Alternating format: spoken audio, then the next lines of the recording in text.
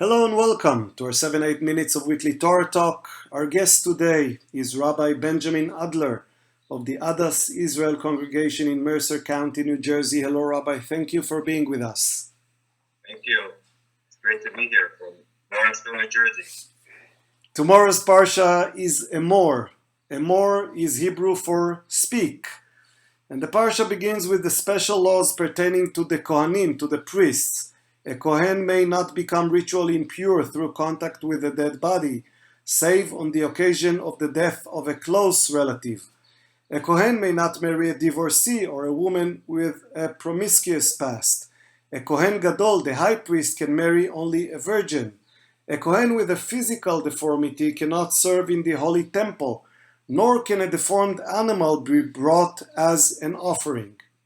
The second part of Parashat Emor lists the annual festivals of the Jewish calendar, the weekly Shabbat, the bringing of the Passover offering and the 7-day Passover festival, the bringing of the Omer offering from the first barley harvest on the second day of Passover, and the commencement on that day of the 49-day counting of the Omer, culminating in the festival of Shavuot on the 50th day.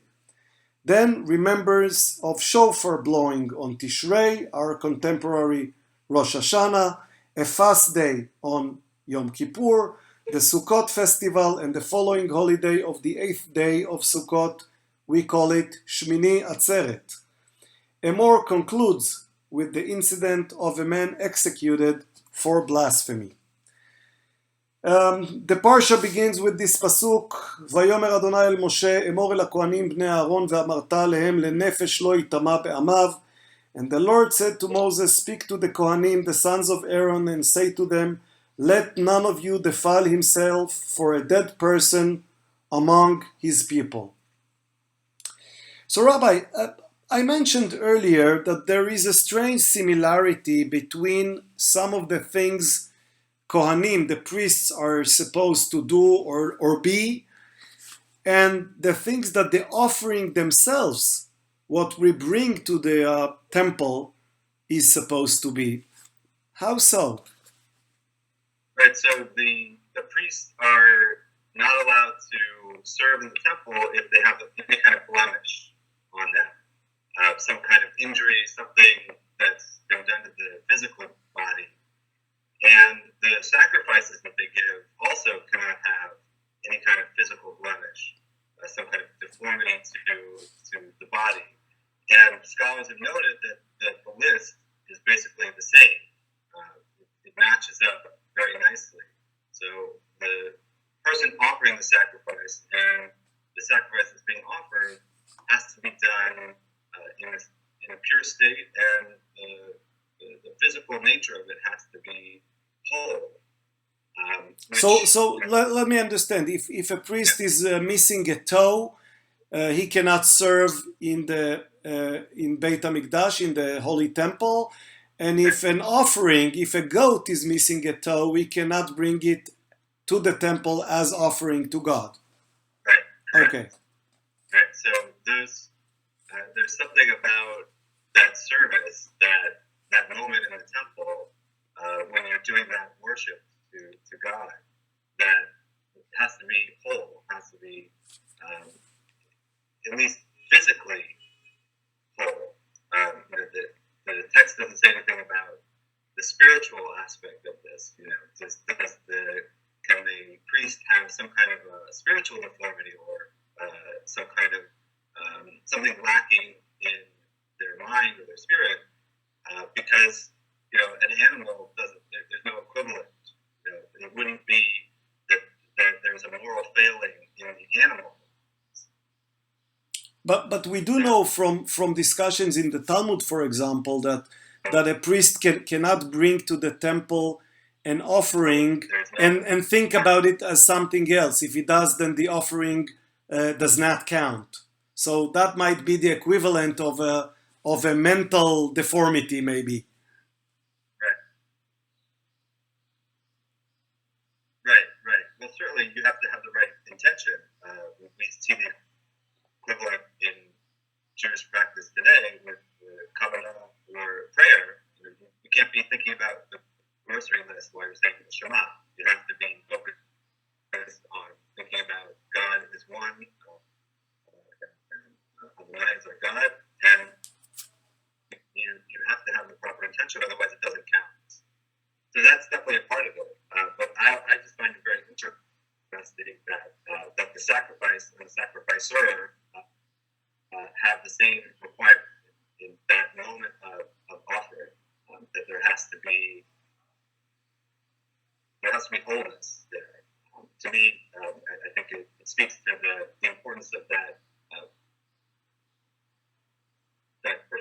that's done for God or the people, that there's an expectation for the leader to be at a certain level, because the text also says that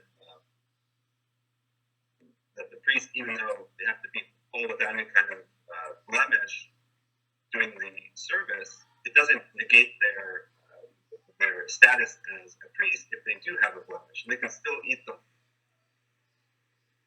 Right. So they are still priests, but they cannot serve in the temple. blemish. Right. They can't perform. Which to me, as somebody as a leader, it speaks to me. The idea that you're held to a very high standard when you're a leader in the community, and the priest is held to this standard, which anyone who's been a leader knows that it's a very difficult thing to do, to meet the expectations of the people of God, but it's kind of necessary. It's a necessary aspect of leadership. Well, but today's sensitivities do not exactly correspond to the sentiment you just expressed. Even thinking about former U.S. President Franklin Roosevelt, he could not be a priest, but he was the president, and he managed to perform. So how do you think about these issues when you come from a world such as the one in which we live today? Well, I think Franklin Roosevelt's a great example because he had to hide his disability. He felt that he couldn't let people know, the public couldn't know that he was in a wheelchair. People around his circle and other leaders in the government knew this, but he didn't want people to see that weakness. I think today it's different. I think today we look at people with disabilities in a very different way. We don't see that as something that would disqualify a person for leadership. And particularly in our congregation, we have a very well-developed sense of accessibility and inclusiveness for people with disabilities. So our congregation, the building, when it was built 25 years ago, it was built with all on one level. So there are no stairs anywhere that someone has to negotiate. And we also, the only place that there's a stairs is in our sanctuary, where there is a ramp, because we have a few stairs going up to the bima, and we have a tradition that really everyone uses the ramp when they come up to our bima. So having said all that, should we not be offended by the fact that priests cannot serve if they have any disability or any physical problem? I think we can be disturbed by it. I don't think that we have to always match up the Torah to our modern sensibilities. I think we can look at the text and understand its context and understand its meaning, and try to learn a lesson there. Because I do think even if you have a leader who has a disability, they still are held to a high standard in other ways. I think the lesson still applies. It's just that today we look at things a bit differently, and I think one of the teachings that I take from this parashat is the idea, or this question about whether we want the leader to be like us, or we want the leader to be better than us. The people could have whatever kind of disability or physical issue, but for the Torah, there was something about the priest being at a different level. But when you think about it, God created all human beings, and we're all created in God's image. So that's a huge part of the Torah. So why would God not allow a sacrifice to be made of an animal that has some kind of blemish, if God created the animal that way, why would God not allow a priest who has blemish to perform the ritual if God created the priest that way? And I think there's something about our human nature where we're constantly moving back and forth and thinking about our leaders as maybe one of us or something above us. And here in America, we're going through political season, and we're choosing a leader.